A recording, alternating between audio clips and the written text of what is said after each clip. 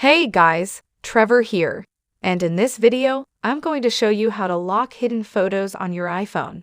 It's pretty quick and easy, so let's jump right in. Now I'm going to open up the Photos app here, and I can choose one specific photo. If I want to lock it in the hidden folder in the Hidden Photos album, so I'll just choose, let's say this photo. If I want to switch it over to the hidden album, I can tap the little share icon at the bottom left here, and then I can hit hide right here, right under duplicate. And then I can hit hide photo.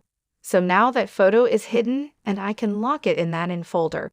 But let's go over to that hidden folder or album, and I'll tap on the albums at the bottom right here. I'll scroll all the way down the bottom and you can see hidden at the very second and last. So you can see there is that photo that I've just hidden. Now, if I want to lock it, there's a really cool trick to do so I can hop out of here and then open up my settings. I can scroll down until I find photos. There it is, and then I will toggle off this hidden album.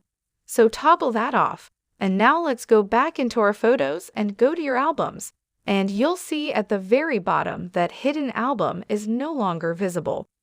So now, even if I go to these photos in the album, nobody will be able to see whatever is in that hidden album unless they go into settings and turn that specific feature back on. But they won't necessarily know to be able to turn that on that there's something in there. So you've kind of locked away all of those photos or videos that you don't want anyone else to see. Hope this helps. Thanks for your time today, and I'll see you on the next one.